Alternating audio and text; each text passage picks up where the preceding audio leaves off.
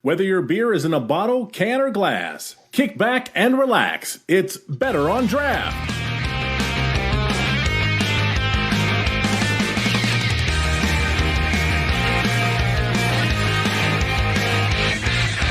We are live. This is the Michigan Series, episode number 13. My name is Ken. Thank you so much for joining us. We have a late start today, as we've already gone over the news in King of the Hill for today. With me again, my co-host, Dan. How are you? Doing good. What are you drinking over there? I actually switched away from the vodka. I've moved on to this eye-opener from Final Gravity. Awesome. What kind of beer is it? It is a Russian Imperial Stout with coffee. So it's about 120 degrees, so perfect for a Russian Imperial Stout. Absolutely. Along with Dan, we have Wendy. What are you drinking over there, Wendy? I am drinking the Rock, an American IPA from Final Gravity. Awesome. And for myself, I've got a corn creamer from Final Gravity. If you guys can't tell, since we all have the same exact brewery, we do have a guest in studio from Final Gravity. Why don't you guys introduce yourselves and tell us who you are and what you do at Final Gravity? My name is Michael, and I'm a head brewer. I just, deal with everything with alcohol, really. Nice. All right, next to you. I'm his dad, Kevin Christensen. Owner,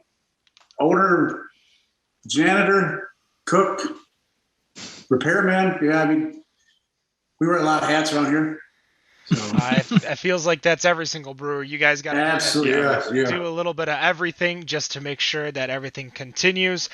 So my first question to you is that why don't you guys kind of give us the origin story? I know you have a little bit on your website that talk about Patchwork Brewing, which is the previous brewery prior to it being your guys's and Final Gravity. So why don't you guys kind of give us the origin story of Final Gravity? Okay. It was 2014.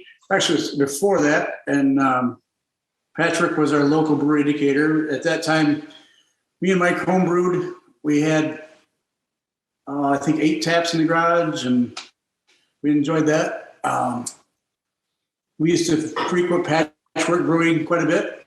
And at one point, the owner asked us if we'd be interested in taking over one of the taps, which was pretty honorable for us. So we did that, and then a couple more, and those taps were selling. And then she asked us to brew all the beer. This is over a period of probably 8 months. And then asked us if we wanted to buy it. So we got our tax records, and me and my wife drove up to Traverse City and mulled it over and decided to buy it. So that was in July of 14.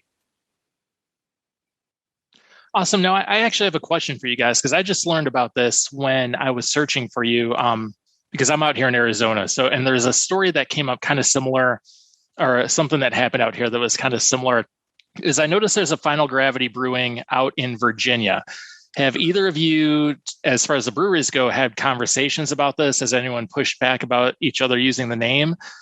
We had a brewery out here that actually had to change their name because of a small brewery in Colorado. Found out about the name, and actually it ended up going to court and turning into a big mess. Have you guys had any issues with them as far as that goes? Not yet. I mean, we own a trademark. We own the trademark, Final Gravity Brewing Company. Right now, it's not an issue. Will it become an issue? I don't know. We sent them a couple letters, and we haven't got any response. But we have addressed it. We haven't pushed it too hard, but it is exactly the same name as ours. We opened just a short period before them and do own the trademark rights to the name.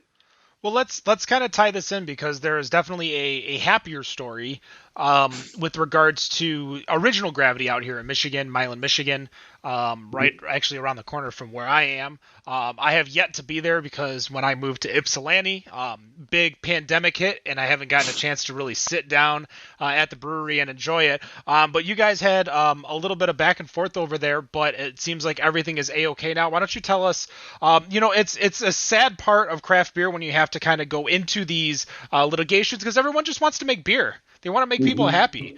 So talk to us about, because we've heard a lot about trademark disputes. We've heard it on our show when we've had people say, hey, we had a C&D here, a C&D there. Some people wear it as a badge of pride. Some people are just like, yeah, whatever. But why don't you give us the lowdown of kind of what happened then and kind of how everything kind of ended? Because this was 5 years ago. And since you guys are still Final Gravity, they're still Original Gravity. Everyone's kind of happy together. You want to talk about that, Mike? Yeah, I mean, it seems like we got a cease and desist from Brad, and we replied to it and said that we feel that they're completely different brewing terms, not to be confused, and we voiced our side, and that went quiet for, gosh, this is a while back, but I'd say probably 8, maybe 10 months, and then we got another letter. And then we were actually at the Brewers Conference at the Radisson through the Michigan Brewers Guild, and got a call from Brad. And Brad said, hey, let's just get together and figure this out. So we met at Dark Horse. We brought beer. He brought shirts. We shook hands.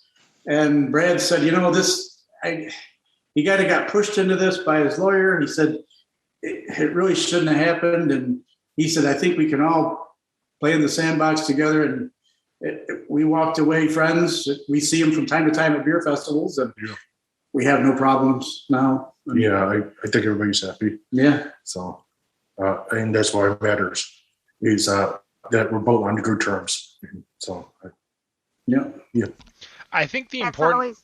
Sorry, Wendy. I was going to say I wanted to tie this with a bow, because I think the important part and what you guys have proven is that a lot of it can be resolved over a beer. And a lot of it, when it comes to C&Ds, involves third parties that think they're doing best by their clients, and may not necessarily, they might not understand what's going on themselves, because they pay this person to protect them, and that's it. But I know Wendy had a question. I'm sorry I interrupted you. I kind of wanted to just tie that in a bow, because it's not the happy story we normally get from those types of issues, problems, C&Ds. Yeah. So I wanted to make sure to showcase that a little bit, that these guys were able to work something together. Wendy, go. So talking about good beer, I think you both make good beer, so I'm really happy that it worked out. I am drinking the Rock, the American IPA. What types of beer are you guys serving? Are you focused on a specific area, or are you trying to make a big splash? What do you guys got going on there? What can I tell my friends to look forward to when they come to visit you? I mean, I try to brew all beer styles. Just a little bit of everything, and I try to make everybody happy, which is really hard to do. But obviously the IPAs is the most popular styles, and right now I just can't keep up with IPAs, so I just try to focus on IPAs right now because it pays the bills. But I took classes at KBCC for a brewing program, and I've learned a lot, and I'm still learning, to be honest, and it's so many things that I want to do. But right now we're just process of growing to try and finish our bigger production. That way, be able to catch up with bigger stuff, flagship beers, and be able to experiment more with smaller batch. And so I'm looking forward to it. So right now I'm just doing traditional IPA, pale ales, blondes, cream ales. What's you guys' thoughts on seltzers and breweries? Because we are seltzer right now. My pregame for the show. We are getting into the seltzers a little bit too, and like really making some progress in the seltzer. But the seltzers seem to be divided amongst breweries, I think. I mean, it's stupid easy to make, and it's so easy to drink, and it's gluten free, it's low calorie. It's a perfect beach beer. I don't have any problems with it, and I'm happy to do it because it takes me an hour to make hard seltzer versus 8 hours of beer, with beer. So I think with hard seltzers, a lot of people, as you said, one, people are being more health conscious. Two, most seltzers are lower ABV than your IPAs or your imperial stouts. And three, I think we have no further to look than what Oddside is doing and how they nearly doubled their production numbers just by Oddside Seltzer.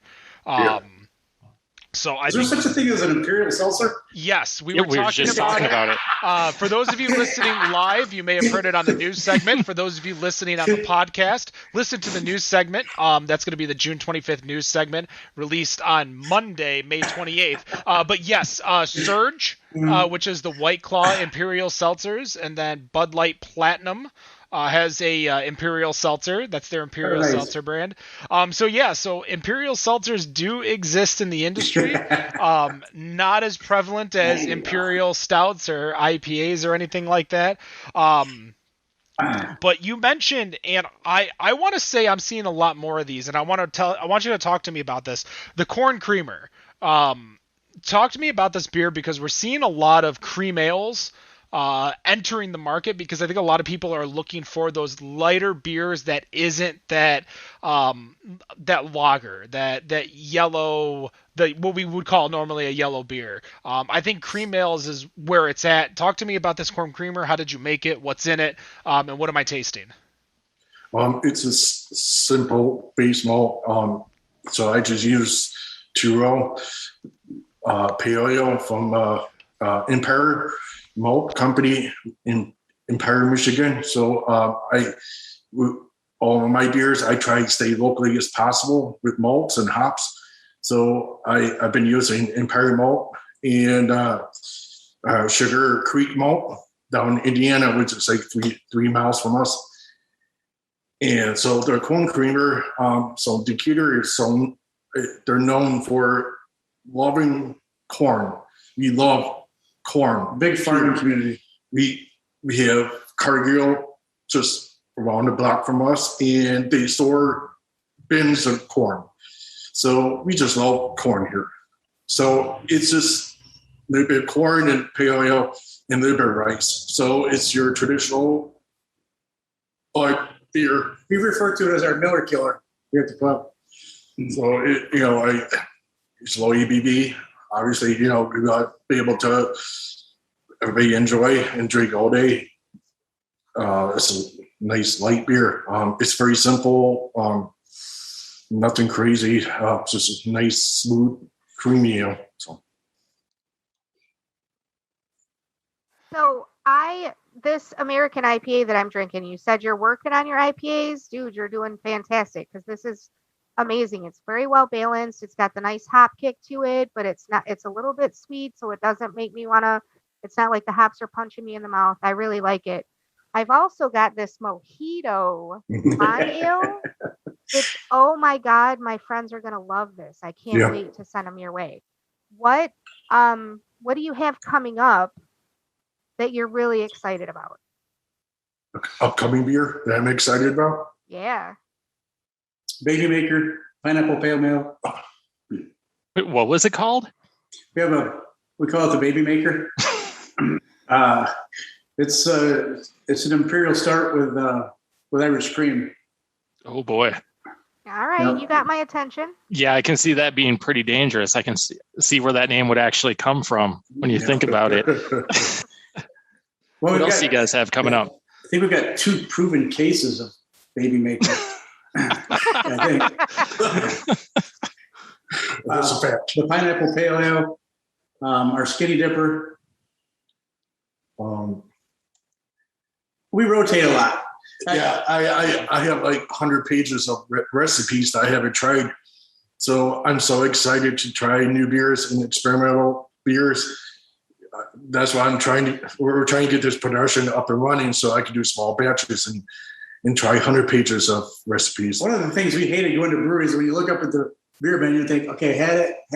I love it when you can go in and say, oh, hey, there's something new. And we try to keep it and our beer menu rotates a lot. I mean, I would say I don't think there's 1 week where it's the same. Yeah, I mean, obviously we have our flagship beers for our customer favorites, but those run off. So we will have like 2 or 3 different tabs, so that rotates a lot because we want to keep the favorite beer crowd happy, and then we have this new open-minded people, drinkers. Just exciting to go into a place and see something new that you haven't had, and so that's what we try to keep going. Right. Now, you mentioned you're constantly trying to change it up. Ken actually just passed me a note. How many alt beers have you made since you've been open? And do you plan on making more for them in the near future? That is not the note I passed you. Those listening, that is not what I said to him. We do have one alt. We haven't made it in a long time. Well, Ken is hoping you'll put that back on tap and hopefully growler some of it, or even crawler if you haven't sent it over to him. I actually wanted to go ahead. I'm sorry. Duly noted. Sorry. So I actually wanted to talk to you about this eye opener. I got to give you guys a lot of credit for this. I gave up drinking coffee cold turkey about 2 years ago. So about the only coffee flavor I ever get is out of a can of beer. This tastes like a cold brew straight out of like if I had made a cold brew or got some from anywhere, that tastes just like that. It's actually one of the best coffee stouts I've ever had, because a lot of times you get that coffee stout, it's actually pretty bitter. Go into this about a little. How did you come up for us a little? How did you come up with this? And do you think this is ever something you'd ever start, for example, barrel aging or doing anything different with to make some variants? We actually have 4 Bliss barrels, maple bourbon barrels, with that in the storage facility right now that we're getting ready to crack. So we do have that aged on Bliss maple bourbon barrels. So the Bliss, they buy barrels from Heaven Hill. Yep. They put maple syrup in them for a year. Then we get them and put eye opener them for a year. Yeah, the eye opener, I did a lot of experiment with it because, like at first we tried to use coffee beans at a boil, but when I did that, it has this harsh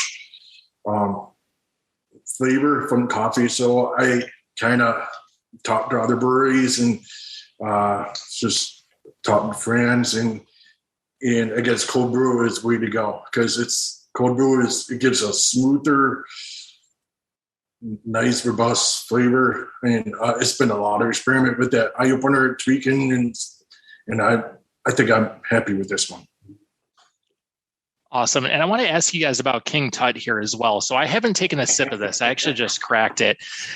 So full disclosure, my wife and I actually had a bad experience with a beer from Hubbard's Cave about 2 weeks ago that used dates.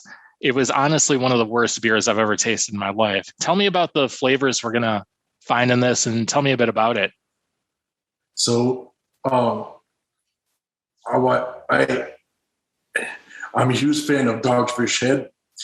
And they do crazy stuff with, fruit from all over the world, really. And I just want to do something unique. And I love figs and dates. And and it's very heavy on sugar.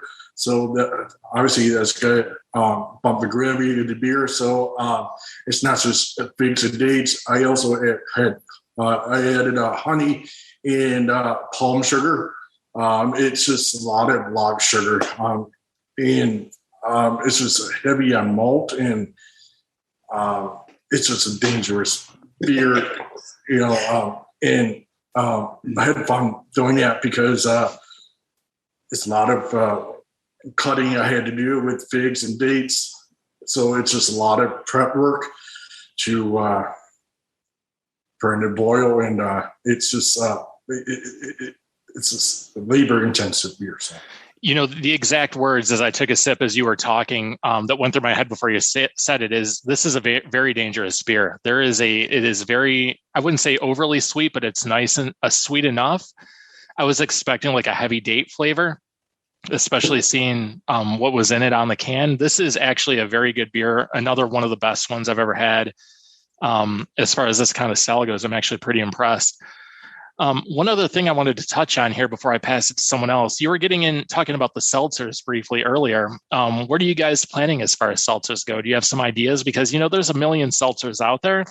we were talking about it earlier with all the flavors and all the random ones we're seeing out there that everyone tries to keep shoving down everyone's throat to try and get them to buy, especially with the number of competitors out there. What are you guys trying to do as far as seltzers go? Do you want to go into a bit more detail about that?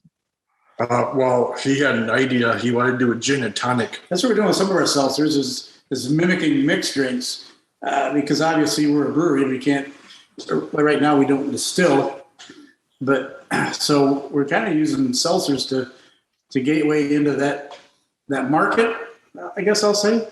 People that don't necessarily enjoy beer or wine, and if we can mimic a mixed drink through a seltzer, that's kind of what we're doing right now.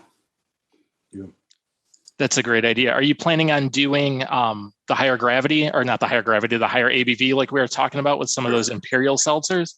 We are now. Why not? It is a great idea. Nothing's stopping us. Because we were talking about, we were comparing it. We were talking about Four Loko and I think Juice earlier, where they're the higher alcohol content, where people are looking for the higher alcohol compared to dollar amount. It is a great idea. We used to do that. At least I used to myself back in the day. Yeah. What do you guys never really spot? What is your guys' thoughts on seltzers and breweries? Are you guys good with it, or? I love it. Yeah. Go ahead, Wendy. I think if people are drinking it, make it. That's how we are. We're paying the bills for it. That's what we're here to do, is make people happy. Yeah. Beer makes people happy, and if a seltzer does it, go for it. Looking into the ingredients of seltzer and how quick it is to make, how cheap it is to make, and that you can sell it for, at the same price as your light lager or, your cheapest beer or more. It's definitely a great idea to have. A great way to make extra money, and I also think it's a great to have for that person, because what you're doing is that I'm gonna say, for instance, we're gonna make a terrible example, but Dan and I are hanging out, and I want to go to Final Gravity, and Dan hates beer, but he loves seltzer, so like Dan right now. And if I go there and Dan's hating his entire experience is horrible because there is nothing for him to drink there. But if you have a seltzer, Dan's going to drink and I'm going to drink a second or a third beer and he's going to drink 2 or 3 beers. And I think that's probably one of the reasons why you guys have wine over there right now is that you're grabbing that person who may not like beer but does like wine, and you're keeping both of them at your brewery. Which is one of the reasons why, cheap little plug, but I started the Michigan Brewery Map app, was to get people to download the Android or iOS app. It's free for you to use, free for breweries to be on, and you can search by breweries that serve wine or the spirits, or if you're looking for maybe just a little bit more than just the beer there, they have an on-site kitchen or guest taps. That's why we created that, is so that people will go to your brewery knowing that they're going to have the experience that they want. Cheap plug, I know, but let's be honest. It's not. You showed me that app, and that's a cool app where you can narrow your search right up to exactly what you're looking for. The industry has given me so much, and it was my job to give something back, and that was my gift back, was that app. And we make no money on the app. Trust me, I am so far in the red. But it's the amount of stuff that the industry has given me can never compare to what I can give back. So, I know I'm drinking the corn creamer. I want, you were asking our opinion about the seltzers. You said your cream ale is the Miller Killer, or Bud Killer, whatever you said. I like Miller Killer. It rhymes, so I think we're gonna use that from now on. Are you making any other types of beers that you would consider Miller Killers? Our Kolsch. We try to keep either our cream ale on or the Kolsch. People bounce back and forth. We try to keep one of those two on. We have, again, rotating our menu. Of course, we have a former guest who loves Kolsch's. It's probably his favorite style. But when he sees a Kolsch with an adjunct, he gets scared. Do you make any adjunct Kolsch's, or are you just Kolsching regular? Regular. Okay.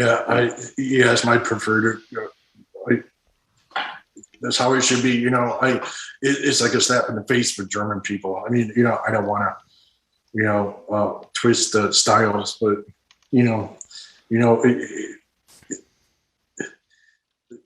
Sometimes I like to bend the rules, but I try not to. So. Well, I think you don't want to make just standard beers all the time. You want to be able to put your spin on it. You want to be able to put your mark on it. Right. We have in Michigan, we have some of the best true to style brewers between the folks at Dragon Mead, Travis over at Old Nation, Royal Oak Brewery. Like, these guys make the styles perfect. But you need that little bit of panache to make it yourself. Now, Kevin, you were a home brewer for 15 years. I want to know what your first batch was, and I want to know what your best batch was. This is what got me hooked on brewing. First batch was from a Mr. Beer kit. Everyone says that. That's the worst beer I had ever made in my whole life. But that being said, the level of pride that I had thinking, I made this. I mean, I choked it down and I thought, I'm going to learn this. I know I can do better than this, but the satisfaction I got from actually making a beer and drinking it was incredible. And that's what got me started brewing. Real quick though, did you make your friends choke it down? Well, my wife, I did. There's a few friends that I think they humored me. I think most of it ended up alongside their lawn chair. But those are the ones you need to keep. But that level of pride from the Mr. Beer kit, that's what got me hooked. The favorite beer that we brew is probably the one.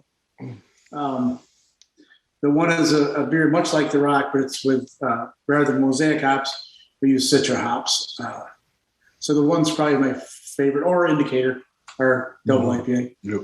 Were you making that as a home brewer prior to? Okay, that's I was more like, what was your favorite as a home brewer, not what you're making now. But obviously, let's talk about scaling a little bit, because you went from home brewing to Patchwork Brewing, using their system, and then you have your brand new system right behind you, which you're going to be scaling up even bigger. What is your process for how you plan on scaling up?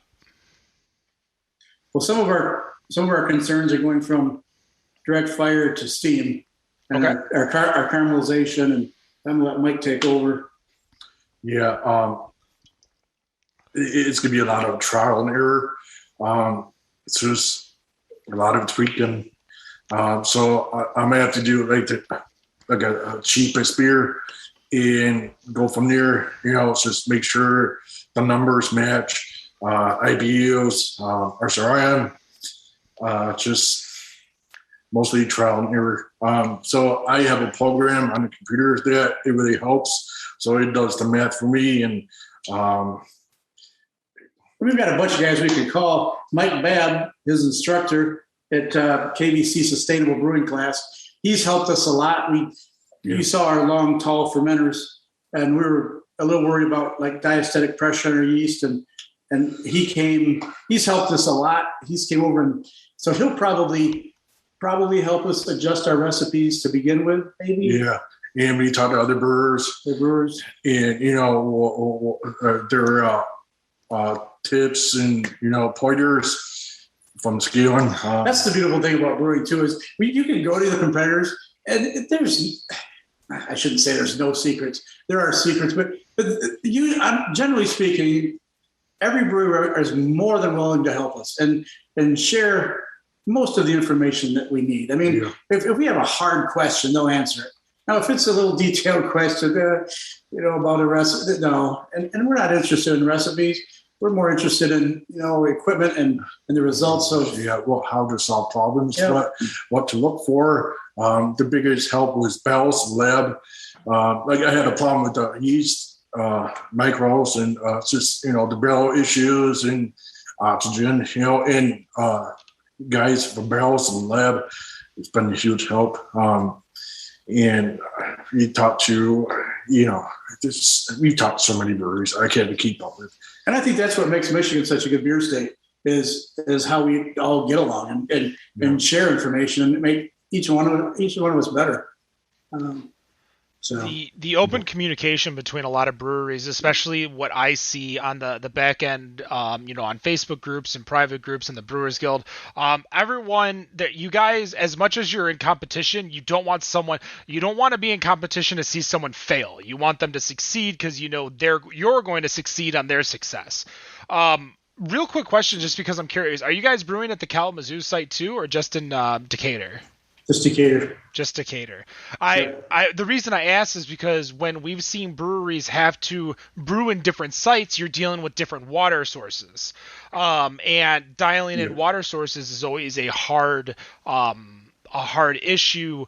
When you guys went from, as you guys scale up, are you seeing water play a big issue in how you're readdressing your recipes, or is it just because you're doing everything in Decatur, everything's kind of staying the same and it's easy? No, I do a lot of water profiles. I have a special water calculator, where you can put your input of like brewery salts and chemicals to adjust your water profile. And I learned a lot about that from KVCC. And it's been a huge difference compared to just brewing water with all recipes. And then over here, we made a combination. I changed the recipe. It's just, it really improves the beer.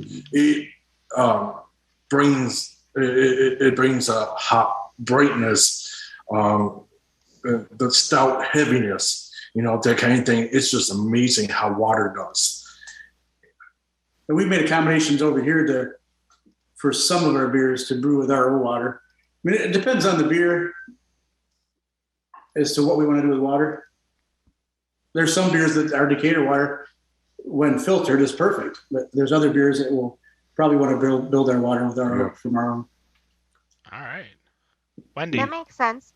So I want to know, for the maybe newbies or people who have never been to visit your site, what am I looking forward to when I come out to visit Final Gravity? The beer, the attitudes, and then the food. My wife does an amazing job with the food. Like most breweries, it's craft food. So, and when I say that, we don't buy stuff from Gordon's, throw it in the microwave, and throw it on your plate. I mean, our pizza, for example, we make our crust from flour, yeast, water. We don't buy any crust. We make our own yeast. We have a big smoker out back. We don't buy any. Everything's made from scratch. Everything's made in-house. So yeah. I saw a post, I don't remember when it was because I've been looking at it for the last few days, about a Mexican street corn soup. Oh yeah, I think she just put that amazing. Oh my gosh, I want to try it so bad. She did the soup Nazi. So, do you guys do your own food, or do you have somebody in-house? How does that work? We do our own food. Okay. Yeah. Then one thing, you guys, I wanted to break into this because we talked about the wine license, and that brings ciders in, and as you guys mentioned, just having wine available brings in a whole another set of people. But me and Michael are working towards, and we hope to have that out pretty soon, along with the wine license. Not only can you make wine and cider, but we're going to make a craft sake. So we've got the koji mold, the sake rice, and we're still researching that, but we hope to be coming out with the Final Gravity craft sake. I know some people that would be interested in that. I actually took a sake class at Schoolcraft College with an MA. You can make the trip over. I will totally make the trip over. You were already on my list, but now you jumped up a few notches. Cool. All right. Looks like we do have a question from the viewers here on Facebook. Have you guys run into any regulatory hurdles, whether it be when you were opening, before opening, or after you have been open?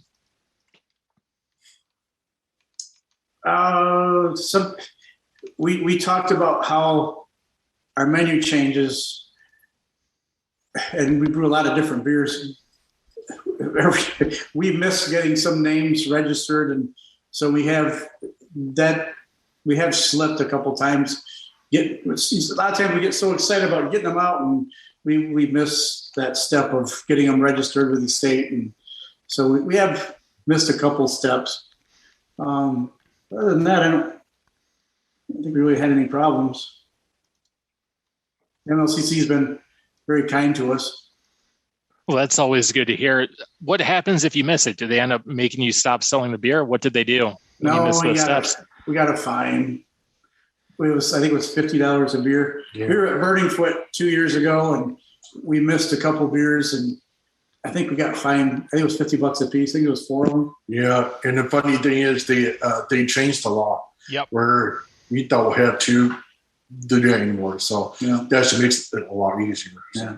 Yeah, if you guys were at the I've mentioned the story a handful of times, but it's just such a crazy story. But it was the 2019 Brewers Conference when the MLCC came in, and this was on the business side. So you know how they had the 2 different tracks? They had the business track and the Brewers track. So I was hanging on the business track because I didn't know too much about brewing, and that's kind of where my wheelhouse is. And the MLCC guy that they invited to answer questions about craft beer talked about how you had to, even in-house at the time, in-house beers, you had to register, and if you didn't, you would get fined. And those beers had to be taken off. You couldn't sell them until obviously you registered them. And I recall also hearing when I was at 424, Dave, one of the owner over at 424, was talking about how the MLCC came in at Christensen and took off every single tap handle that they did not distribute, because obviously they didn't register them because they were in-house only. But I remember those 2 things happening, and at the Brewers Conference, just people were going crazy. Like, what do you mean we have to do all of that? Because nobody knew. Everyone was like, if you're not distributing them and you're just in-house only, why do I need to register it?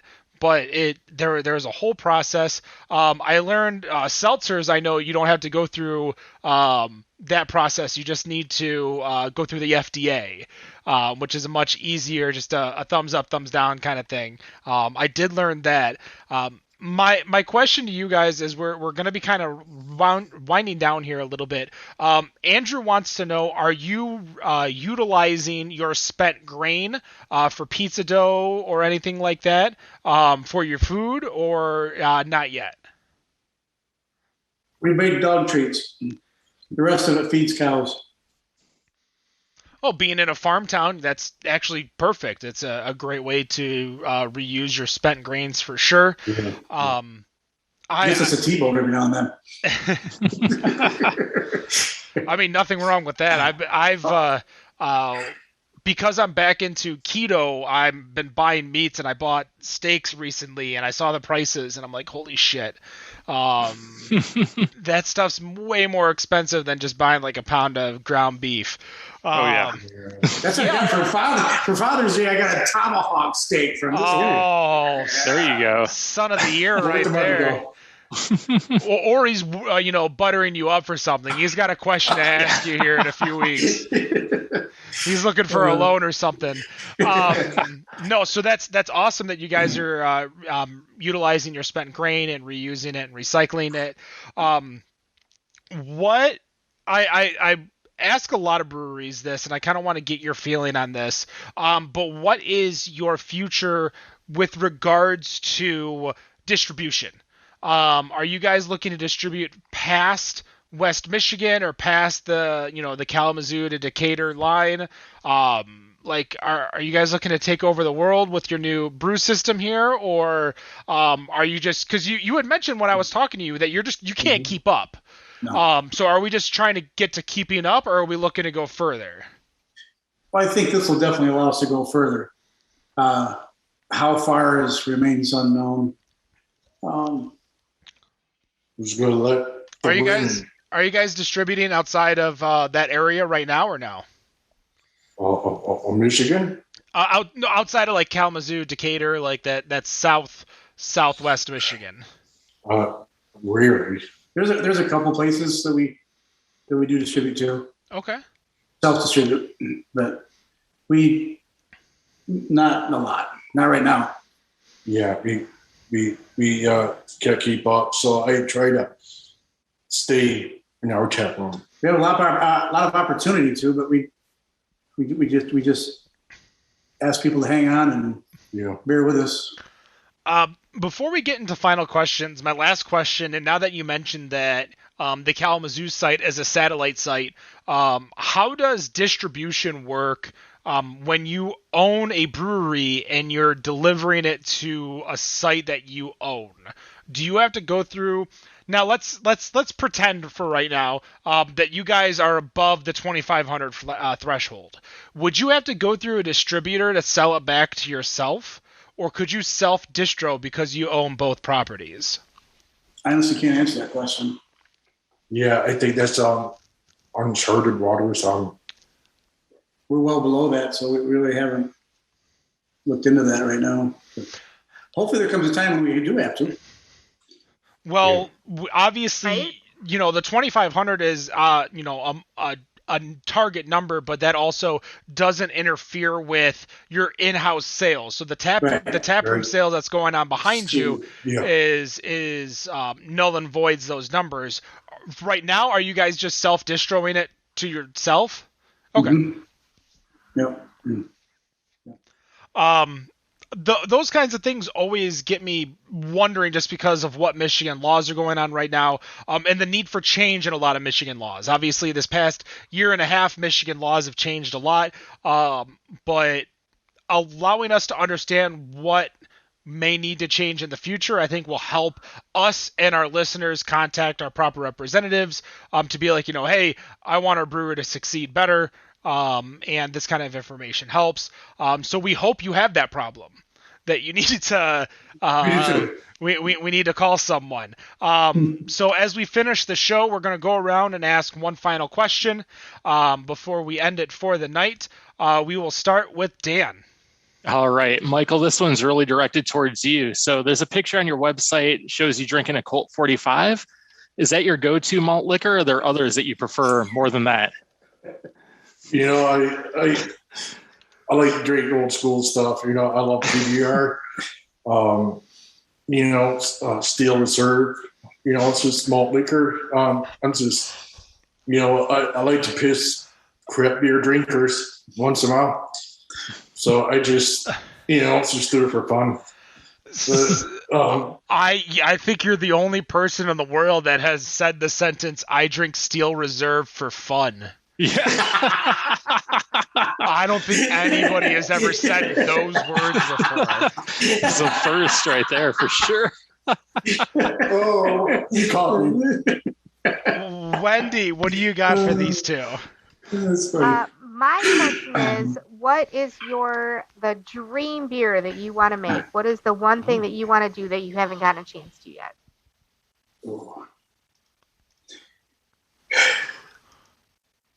I don't know how to answer that. I mean, what's a beer you want to make? What's a beer upcoming that you're so hyped for? You're like, I need these tanks empty so I can make it. Probably a lager. You should. Yeah, lager. Right now, we just don't have tools to make one, and that's another reason I'm excited to get to production running. Is we finally have tools to do it. So, not to do it right. So we'd like to make some lagers. We've never had a true lager at our pub, and we'd like to make a true lager. Yeah. I 100% love when breweries get a chance to make lagers, just because they have beers. Well, no, all beers are lagered. They're not lagers. It's a difference. But they both, the issue is time. You don't have the time, and you need the time. So a lot of breweries just don't have the time because they're too busy, as these gentlemen were saying, they were too busy catching up. They couldn't keep up with the demand, which is obviously what every brewery wants, is they can't keep up with the demand. My final question, and this is for both of you, you are given the opportunity to collaborate with any brewer U.S., worldwide, who would you want to work with? Whether it's to make a great beer, to learn something from, who do you want to work with? For me, it'll be Dogfish Head because I just love Sam. Everything he's done, I want to learn his business perspective, brewing perspective. It's just, he just amazes me. He just, wows me. I do apologize. I did not hear the name. Well, Dogfish Head. Oh, Dogfish Head. Got it. Sam. Sorry, Dogfish Head. That's okay. I thought you said Doug, and I'm like, who's Doug in a brewery? Some guy. Just Doug. So Sam over at Dogfish Head. You know who you might get to learn a lot from if you get the opportunity? Adam Lambert's over at Dark Horse, who used to be at Dogfish Head for a long time and Brewdog. So that might be someone you want to chat with. He's doing a lot over there to help the Dark Horse brand revive after the Roke buyout. But what about you, Kevin? Shorts, probably. Shorts? I reached out to Shorts on 2 or 3 occasions, and they always we're trying to, but I know they're super busy, and we're a pretty small brewery, and they got a lot to do, but. You know what? They got a lot of SKUs out there. I'm sure they'll find some time for you. We had a great time interviewing both Joe Short earlier this year and Scott Newman Bale last year, and I can't wait because I think we got. Do we got one more year before we learn what happened to the Michigan only, Michigan forever ordeal? I think we're about time to learn about the Bee Nectar Cellarman's ordeal here as the time has come. But that's going to do it. Final Gravity, they can find you in Decatur and Kalamazoo. They can find you online. I think you got a Facebook page for both. You guys are on Instagram, which I believe your Instagram is at Final Gravity Brewing Company, all one long Instagram page. Go check them out. Go find them on the Michigan Brewery Map app, guys. I actually had their rosé, I believe, while I was there, and the wine was good. The beer is obviously good as I crushed that corn creamer. My mistake for not getting more than one of that, because obviously I was drinking more.